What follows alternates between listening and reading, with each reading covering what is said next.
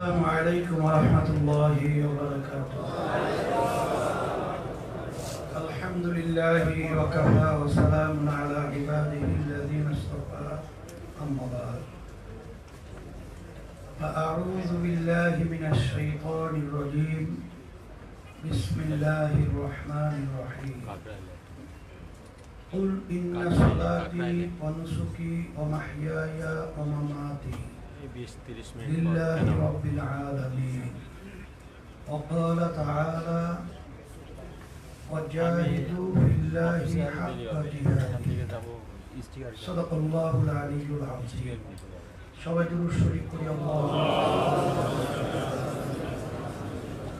وحبيبنا ومولانا محمد صلى الله عليه وعلى آله وأصحابه وبارك وسلم সর্বপ্রথম ধন্যবাদ জানাই ঢাকা দক্ষিণ মহানগর কর্তৃক আজকে এই সুন্দর সম্মেলনের জন্য যারা আয়োজন করেছেন, আর সাথে আপনারা যারা উপস্থিত হয়েছেন সাংবাদিক আমার ভাইরা সহ সকলকে আমরা বলবো, আমরা এই দেশে জন্মগ্রহণ করেছি। এই দেশের প্রতিটা রন্ধ্রে রন্ধ্রে আমাদের রক্ত, আমাদের চিন্তা, আমাদের সব কিছু মিশে আছে। এ দেশ নিয়ে চিন্তা করা, ভাবনা করা, এর ভালো মন্দের সাথে আমরা প্রতিটা বাংলাদেশের জনগণ সর্ব দিক থেকে জড়ানো। আমরা ৭১-এর স্বাধীনতার পর থেকে আমরা যেটা দেখে এসেছি, আমাদের দেশের মানুষের যা চাওয়া পাওয়া, আসলে যারা বারবার ক্ষমতায় ছিল তাদের থেকে বাস্তবে আমাদের জনগণের যে আশা আকাঙ্ক্ষা তারা পূরণ করতে পারে নাই, প্রতিটা ক্ষেত্রে ব্যর্থ হয়েছে। আর এই ব্যর্থতার পিছনে আমরা যেটা দেখি, ব্যক্তি স্বার্থ, দলের স্বার্থ, এইটাকে অগ্রাধিকার দিতে গিয়ে বিশেষ করে তারা স্বাধীন দেশে পরাধীনতার, অর্থাৎ আমেরিকা, ভারত, বিশেষ করে এই দুই দেশের এক কথা প্রেসক্রিপশন অনুযায়ী অনেকেই দেশ পরিচালনা করেছে। দেশ পরিচালনায় আমরা দেখেছি যে আমাদের পাশের রাষ্ট্র ভারত আসলে ইতিহাস হলো, আর যেটা বাস্তবতা, পাশের রাষ্ট্রের সাথে আমাদের সম্পর্কটা থাকবে বন্ধুত্ব সুলভ, কিন্তু আমরা ভারতের আচরণগুলো আমরা দেখেছি বন্ধুত্ব সুলভের বাইরে তারা আমাদের দেশকে বিভিন্ন দিক থেকে পরিচালনার বিভিন্ন ধরনের আচরণ আমরা লক্ষ্য করেছি। আমাদের দুঃখ হয় যে আজকে আমরা যে দেশের মধ্যে আমরা বসবাস করছি, এই দেশটা তামাম দুনিয়ার মধ্যে যারা পরিচালনা করেছে তাদের নতজানু নীতির কারণে এই দেশটা একবার নয় ৫ বারের মতো তামাম দুনিয়ার মধ্যে চোরের দিক থেকে, দুর্নীতির দিক থেকে তারা ফার্স্ট বানিয়েছে। এখন কথা হলো যে আমরা যাদের এই দেশে জন্মগ্রহণ করেছি, আমাদের এই দেশ নিয়ে চিন্তা করা, আমাদের দেশকে নিয়ে ভাবনা, আমাদের দেশ সুন্দর হওয়া, এর দায় দায়িত্ব কি আমাদের উপরে মোটেও বর্তায় না? আমাদের উপরে মোটেও নাহি। এই লক্ষ্যেই ইসলামী আন্দোলন প্রতিষ্ঠিত করে গেছেন আমার আব্বাজান রহমতুল্লাহ আলাইহি। তিনি আপোষহীন নেতা ছিল, কখনোই অন্যায়ের কাছে সে কখনোই আল্লাহর রহমতের নদী স্বীকার করে নাই। সে ইসলাম দেশ মানবতার কল্যাণের জন্য আমরণ তিনি কিন্তু তার সাধ্য শক্তি অনুযায়ী তিনি চেষ্টা করে চরমায়ের জমিনে ঘুমায় আছে। আজকে আমরা যারা তার সাগরেদ রয়েছি, আপনারা দেখেছেন আল্লাহ রহমতে তার পদঙ্ক অনুসরণ করে আমরা চলছি। বিভিন্ন সময় আমাদেরকে এই দেশের উল্লেখযোগ্য রাজনৈতিক দল যারা রয়েছে আমাদেরকে বিভিন্ন সময় তাদের স্বার্থ উদ্ধারের জন্য বহু চেষ্টা করেছে। অনেক এমপি পদের লোভনীয়, মন্ত্রিত্বের লোভনীয়, অর্থ টাকার লোভনীয় অপার বিভিন্ন সময় আমাদেরকে দিয়ে এসেছে। কিন্তু আল্লাহ রহমতে আপনাদের দোয়ায় আমাদেরকে তারা কখনোই আমাদের নীতি আদর্শ থেকে সরাতে আল্লাহ রহমতে পারে নাই। 2024 গণ অভ্যুত্থান হলো 5ই আগস্ট। আপনারা দেখেছেন যে নিঃস্বার্থ ইসলাম দেশ মানবতার কল্যাণের জন্যই যে আমরা কাজ করেছি তার বাস্তবতা আপনারা দেখেছেন। যে ওই সময় যখন ছাত্ররা রাস্তায় নেমেছিল তাদের ন্যায় দাবি নিয়ে বৈষম্য দূর করা, সেই বৈষম্য দূর করার স্লোগানে যখন আমাদের উদীয়মান মেধাবী ছেলেগুলো, সন্তানগুলো, হাফেজ আলেমদেরকে পাখির মতো গুলি করে যখন রাস্তার ভিতরে আমরা দেখেছি যে পাখির মতো তারা রাস্তায় পড়ে রয়েছে, তখন কিন্তু ইসলামী আন্দোলন বাংলাদেশ আমরা কিন্তু এই অন্যায়ের পক্ষে আর ন্যায়ের বিরোধিতায় আমরা কিন্তু চুপ থাকতে পারি নাই। তখন ন্যায়কে প্রতিষ্ঠার জন্য অন্যায় প্রতিবাদে আমরা কিন্তু আমাদের ব্যানার নিয়ে এই অন্যায় প্রতিবাদে একমাত্র ইসলামী আন্দোলন বাংলাদেশ আমরা আমাদের আল্লাহ যতটুকু তৌফিক দান করেছেন সব কিছু নিয়ে আমরা মাঠে উপস্থিত হয়ে আমরা সেখানে কিন্তু কাজ করেছিলাম। এখন কথা হলো অভ্যুত্থান হলো, এখন আমাদের কি করণীয়? আমরা যখন চিন্তা করে দেখলাম যে বিএনপি, আওয়ামী লীগ, জাতীয় পার্টি উল্লেখযোগ্য, এরাই 54 বছর দেশ পরিচালনা করেছে।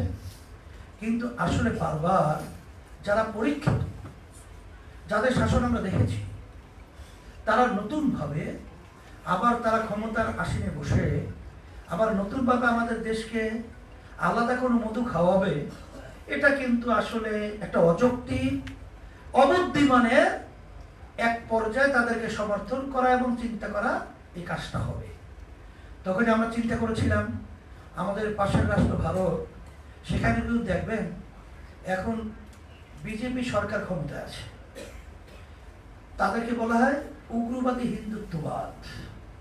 সেখানে কেন হিন্দুত্ব ইজমকে তারা সামনে রেখে যখন তারা আন্দোলন সংগ্রাম করেছে তখন তারা কিন্তু সরকার গঠন করেছে, এখন তারা ক্ষমতায় আছে। তা আমাদের বাংলাদেশে শতকরা 92 জনের মতো মুসলমান বসবাস করে। এই দেশের ভিতরে জুমার নামাজের সময় দেখেছেন আল্লাহ রহমতের মুসল্লিরা মসজিদে ধরে না, এমনকি আমাদের মুরব্বীরা, আমার সন্তানের বাপরা বাচ্চাদেরকে সাজায়া পড়ায়া হাত রেখে হাতে হাত ধরে এই জুমার মসজিদে তাদেরকে নিয়ে যায়। এটা হলো আমাদের দেশের কালচার, এটা হলো আমাদের দেশের ঐতিহ্য। তাহলে এখানে আমাদের দেশের মানুষ ধর্মপ্রাণ, এইখানেও একটা নীতি আদর্শ, যেই নীতি আদর্শ হলো তার নাম হলো ইসলাম। তা আমরাও এই ইসলামকে যদি আমরা রাষ্ট্রীয় পর্যায়ে ক্ষমতায়ন করতে পারি এবং রাষ্ট্রীয় পর্যায়ে নীতি আদর্শ অনুযায়ী পরিচালনা দেশ করতে পারি, তাহলে এই দেশের মধ্যে তাহলে শান্তি আসবে, এটাই বাস্তবতা। এইটা সামনে রেখে যখন আমরা কওমি ঘরানা ইসলামী দলগুলো আমরা সব এক জায়গায় নিয়ে এসেছিলাম, আমরা একটা সমঝোতা করেছিলাম। আমরা সেখানে একটা সমঝোতার ভিত্তিতে আমরা একটা লিয়াজু কমিটিও করেছিলাম। তখন কিন্তু জামাত নামক সেই 71-এ যারা না বিতর্কিত, তারা কিন্তু আমাদের সাথে তখন ছিল না। পরবর্তীতে আমরা যখন ঘোষণা করলাম যে আমরা সবাই 71 ইসলামের পক্ষে একটা বাক্স দেব, সেই রাস্তায় চলার পথে, অত ব্যাখ্যা আমি এখন দিচ্ছি না, জামাত এসে আমাদের সাথে ঢুকছিল। আমরা মনে করেছিলাম যে জামাতের উপরে যে রোলার গ্রামে একটা কথা আছে যে চলছিল, তাদের অনেক প্রথম সারির নেতাগুলো তারা কিন্তু ফাঁসিতে ঝুলছে, লক্ষ লক্ষ তাদের নেতাকর্মীরা জেলে দিন রাত্রি বছর যুগ কাটিয়েছে। তারা এক পর্যায়ে প্রকাশ্য করে রাজনীতি করতে পারে নাই, বিভিন্ন ধরনের অশান্তিতে তারা দেশের ভিতরে ছিল বহু বছর পর্যন্ত। হয়তো বা তাদের একটু চিন্তা, হয়তো বা একটু পরিবর্তন আসছে, এইটা চিন্তা করি যখন আমরা ইসলাম দেশ মানবতার কল্যাণের জন্য আমরা এখানে জোট এটাকে শব্দ ব্যবহার না করে সমঝোতা ব্যবহার করছিলাম। কারণ জোট ব্যবহার করলে সেখানে নেতৃত্ব আসতে হয়। যেমন বিএনপির নেতৃত্বে জোট হয়েছে, আওয়ামী লীগের নেতৃত্বে জোট হয়েছে, কিন্তু এখানে সমঝোতা থাকবে আমরা কতগুলো লক্ষ্য উদ্দেশ্যকে বাস্তবায়নের জন্য আমরা সবাই এক জায়গায় এসেছি এবং আমরা এক জায়গায় বসে সিদ্ধান্ত নেব এবং এক সঙ্গে আমরা আমাদের লক্ষ্য উদ্দেশ্যকে বাস্তবায়নের চেষ্টা করব। কিন্তু পরবর্তীতে যখন একটা পরিবেশ তৈরি হলো তখন আমি বলবো যে জামাত একক ক্ষমতার লোভ এসে গেছে। ক্ষমতার লোভ আসায় তারা এই সমঝোতাকে বাদ দিয়ে আমাদের সাথে আলোচনা না করে তারা গোপনে এনসিপির সাথে তারা বিভিন্ন গোপনে যোগাযোগ করত। যোগাযোগ করার মাধ্যমে তাদের সাথে কমিটমেন্ট বিভিন্ন দিক থেকে করত। এলডিপির সাথে তারা বিভিন্ন গোপনে যোগাযোগ করত, তারপর এবি পার্টির সাথে গোপনে যোগাযোগ করত। এক পর্যায়ে যখন আমরা এটাকে দেখলাম যে এটা তো আসলে তাদের উদ্দেশ্যটা ভালো মনে হয় বলে মনে হয় না। কারণ আমরা 8টা দল যখন সারা দেশের ভিতরে বিভাগীয় সম্মেলনগুলো করেছিলাম তখন কিন্তু আমরা 8 দল ছিলাম। লিয়াজু কমিটির ভিতরে আমরা সিদ্ধান্ত নেব কোন দল আসবে, কোন দল যাবে, কি করব, এইটা ছিল আমাদের মৌলিক সিদ্ধান্ত। কিন্তু যখন আমাদেরকে বাদ দিয়ে যখন তারা এককভাবে যখন এই পথটা বেছে নিল তখনই আমাদের কাছে পরিষ্কার হয়ে গেল যে ডাল মে কুছ কালো রায়। এটা আমরা দেখার পরই তখন আমরা পরিষ্কার, আমি জামায়াতের নায়েবে আমি সেক্রেটারি জেনারেল সহ আমরা বারবার বলেছিলাম যে আমরা কিন্তু এক জায়গায় হয়েছি ইসলাম দেশ মানবতার কল্যাণের জন্য। এখানে যদি আপনারা এককভাবে ক্ষমতায় যাওয়ার যদি কোনো চিন্তা আপনাদের মাথায় এসে থাকে, আমি অনুরোধ করব অন্তত ইসলাম দেশ মানবতার কল্যাণের জন্য এই চিন্তাটা মাথার থেকে ফেলে দেবেন। আমার কাছে পরিষ্কার বলেছিল যে না, এই ধরনের চিন্তা আমাদের মাথায় নাই। যখন এই কথা বলেছিল পরবর্তীতে আমরা যখন নাকি হাঁটি হাঁটি পা পা করে সামনে বসা হচ্ছিলাম তখন এক পর্যায়ে দেখলাম যে তারা চূড়ান্ত পর্যায়ে তারা পরিচালনা সে স্টিয়ারিং হাতের ভিতরে নিয়ে তারা স্টিয়ারিং পরিচালনার সিটের ভিতরে বসে এখন আমাদেরকে পরিচালনা করবে। তা আমাদের পরিচালনা করবে, এক তো আমাদের সাথে প্রথম যে কমিটমেন্ট ভঙ্গ করেছে, এরপরে আমরা দেখলাম স্টিয়ারিং বসছে কথা ঠিক, আমাদের কোনো অসুবিধা নাই। কিন্তু যখন আমরা দেখলাম গোপনে তারা বৈঠক করে ভারতের সঙ্গে, যখন আমরা দেখলাম গোপনে বৈঠক করে আমেরিকার সাথে, যখন আমরা দেখলাম যে তারা খ্রিস্টান মিশনারি সেক্রেটারি জেনারেল তার কাছে স্বীকারোক্তি দিয়ে আসে আমি যে তারা ক্ষমতায় যেতে পারলে তারা ইসলাম অনুযায়ী দেশ চালাবে না, শরিয়া অনুযায়ী দেশ চালাবে না, প্রচলিত গণতন্ত্র অনুযায়ী দেশ চালাবে, তখনই আমাদের পুরোপুরি নাক কানের ভিতরে যে একটা আবদ্ধ ঢুকানো ছিল, কি এটা কি বলে নাক কান বন্ধ ছিল, সেটা খুলে গেছে। খুলে যাওয়ার পরে আমার কথা হলো আমেরিকা, ভারত, অন্যত্র আদার্স বৈঠক হবে, করব প্রয়োজনে দেশ মানুষ এবং ইসলামের কল্যাণে, কিন্তু সেটা গোপনে চোরাই পথে কেন? তখনই আমরা দেখেছি এর ভিতরে অনেক উদ্দেশ্য, যেটা কালো অধ্যায়। যখন আমরা দেখেছি তখন আমরা বারবার তাদেরকে বুঝাবার পরেও যখন নাকি তারা ওখান থেকে ফিরে আসবে না, দেখতেছি তাদের আচরণটা সম্পূর্ণ ব্যতিক্রম। এরপরে তো যখন আসন আমরা বন্টনে বসলাম, আমরা 5 দল মিলে যখন নাকি আমরা বৈঠক করেছিলাম আমাদের অফিসে, তখন 5 দল কওমি ঘরানা, সেখানে আমরা সিদ্ধান্ত নিয়েছিলাম যে আমরা আজকে কথাগুলো বলতেছি, যদিও নাকি প্রাসঙ্গিক অনেকটা না, তারপরে অনেকে জানতে চাই এর জন্য আমরা বলছি। কথাটা হয়তো বা একটু বিরক্ত অনেকের কাছে লাগতে পারে, সেই হিসেবে আমি বলছি যে আমাদের তখন সিদ্ধান্ত ছিল যে আসলে আমরা সবাই একত্রিত হয়ে আমাদের এই দেশটাকে পরিচালনার মাধ্যমে সুন্দর একটা দেশ হিসেবে আমরা দেখব। সেখানে আমাদের 5 দলীয় কওমি ঘরানার আমাদের সিদ্ধান্ত ছিল যে এককভাবে আমরা জামাতকে 150 আসন আমরা দেব, আর 150 আসন আমরা আবার আলোচনার মাধ্যমে বন্টন করে নেব। কিন্তু আমরা যত আলোচনায় বসি তখন দেখি তারা যে আচরণগুলো করছে সেই আচরণগুলো আমাদের দায়িত্বশীলরা, আমাদের এখন বর্তমান মহাসচিব সহ আমরা সবাই অত্যন্ত হতাশ হয়ে গেলাম, যে আচরণ তো আমরা আশা করিনি। হ্যাঁ, তারা যত আসন নেই এটা আমাদের কোনো অসুবিধা নেই, কিন্তু আলোচনার মাধ্যমে নেই, কিন্তু আমাদেরকে চাপায়া দেবে অযৌক্তিকভাবে, এটা আমাদের প্রশ্ন ছিল।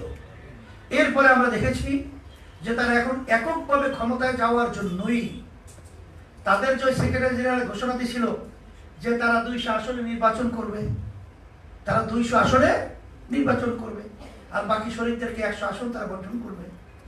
এই কথা বলার পর আমি প্রশ্ন করেছিলাম যে আপনারা যে কথা বলেছেন, এই কথাটা কি আসলে আপনাদের দলীয় না কোনো ব্যক্তিগত? তখন কিন্তু পরিষ্কারভাবে বলেছিল যে এটা তার ব্যক্তিগত, এটা আমাদের দলীয় কোনো সিদ্ধান্ত না। কিন্তু পরবর্তীতে আমরা দেখলাম যে আসলে এইটাই ছিল তাদের চিন্তা।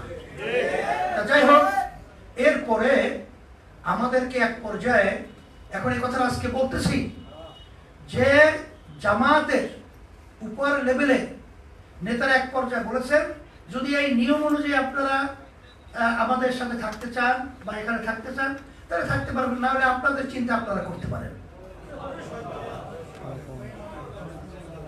কথাটা এখন বুঝতে পেরেছেন? আজকে বললাম আমাদের মহাসচিবকে কি বলছিল, মহাসচিব কথা বলছিল, এই কথা বলছিল যে এখন আপনারা আপনাদের সিদ্ধান্ত নিয়ে আপনারা চলতে পারেন। এই মহাসচিব তখন উপস্থিত ছিল, তাই যে কথা বলছিলাম। এরপরে তো আমরা আসলাম, আসার পরে আমরা আমাদের যে শরিক দলগুলো ছিল, শরিক মানে আমরা যে এক জায়গায় সমঝোতায় ছিলাম, সমঝোতায় আমাদের কওমি ঘরানা যে ইসলামী দলগুলো, সেখানে মামুনুল হক সাহেবের অফিসে আমি আমার আহ্বানে সেখানে মিটিং বাস্তবায়নের জন্য আমি বলেছিলাম, তারা সেখানে বাস্তবায়নের ব্যবস্থাও করেছিল। তখন এই জামাতের কার্যক্রমগুলো আমরা যখন আলোচনা পর্যালোচনা নিয়ে আসলাম, তখন তারা স্বীকার করলো যে তাদের কার্যক্রমটা আমাদের যে চিন্তা চেতনা, আমাদের যে সমঝোতা এবং আমাদের যে রিয়াজু কমিটির ভিতরে যে আলোচনাগুলো ছিল তার বাহিরে তারা অনেকগুলো কাজ করেছে। যেই কাজ করার কারণে আসলে বাস্তবে আমরা তাদের প্রশ্নবিদ্ধ আমাদের তাদের এই কার্যক্রমের ব্যাপারে। তখন আমি বলেছিলাম তাহলে আমরা কাজ করি, আমরা যে লক্ষ্য উদ্দেশ্য নিয়ে আমরা যে সামনে অগ্রসর হতে ছিলাম, সেখানে তো জামাত যেহেতু আমাদের সাথে প্রথম অবস্থায় আমাদের সাথে কথার সাথে কাজের কোনো মিল রাখে নাই, তাহলে আমরা যারা কওমি ঘরানার আছি আমরা সবাই আবার একত্রিত হয়ে আমরা জাতীয় নির্বাচন করি। কিন্তু দুঃখের মধ্যে বলতে হয় যে তখন তারা কিন্তু ভিন্নভাবে ইসলামের পক্ষে বাক্সে নির্বাচন করার ব্যাপারে তারা রাজি হয় নাই। তা যেহেতু হয় নাই, ইসলামী আন্দোলন বাংলাদেশে এখন আমরা কি করব? তখন আমরা অনেক চিন্তায় পড়ে গেলাম।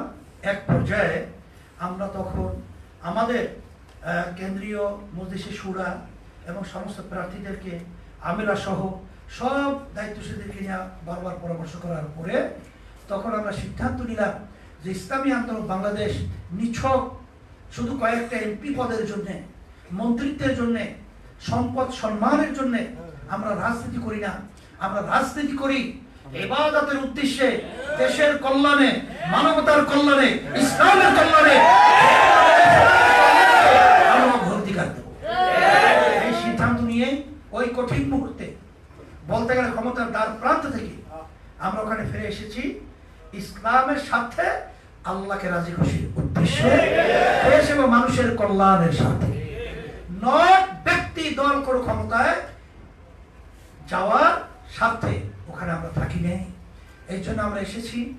এখন আল্লাহর খাস মেহেরবানি, আমি যা দেখেছি যে আল্লাহ যা কিছু করেছেন আল্লাহর পক্ষ থেকেই হয়েছে। কারণ ইসলামের নামে 4-5টা দল তো একত্রে চলতে পারে না। আল্লাহ রাব্বুল আলামিন এখন ইসলামের পক্ষে একটাই দল।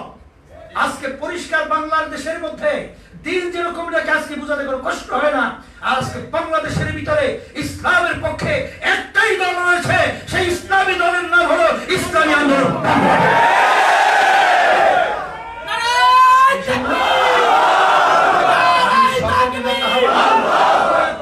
আজকের কথাগুলো আমার একটু বেশি লম্বা হয়ে গেছে মনে হয়, লম্বা হলেও কথাগুলো একটু বলা দরকার ছিল বিধায় বলছি। এখন কথা হলো যে বাংলাদেশের মূল নাভি বলা হয়, মাথা বলা হয় বাংলাদেশের এই রাজধানী ঢাকা। এটা হইলো আমাদের রাজধানী না, আর এখানে আবার দক্ষিণ হলো একেবারে সর্বদিক থেকে বাংলাদেশের গুরুত্বপূর্ণ উল্লেখযোগ্য জায়গা হলো নাবি হলো ঢাকা দক্ষিণ। সেই ঢাকা দক্ষিণে আজকে সম্মেলন। সেই সম্মেলনে আপনাদের উদাত্ত আহ্বান জানাবো। আপনাদের সামনে আমি আয়াত শরীফ তেলাওয়াত করেছি। আল্লাহ বলেছেন যে হে রাসূল আপনি বলে দেন আমার বান্দা বান্দীদেরকে এবং আপনার উম্মতদেরকে আমাদের কার্যক্রম, নামাজ, রোজা, রাজনীতি, ব্যবসা বাণিজ্য সবকিছু হবে আল্লাহকে রাজি খুশির জন্য। আর আপনি পরবর্তীতে আয়াত শরীফ তেলাওয়াত করেছি, আল্লাহ বলেছেন তোমরা জিহাদ করো, এইভাবে বলেন নাই। আল্লাহ বলছেন জিহাদ করার মতো করো, জিহাদ করার মতো।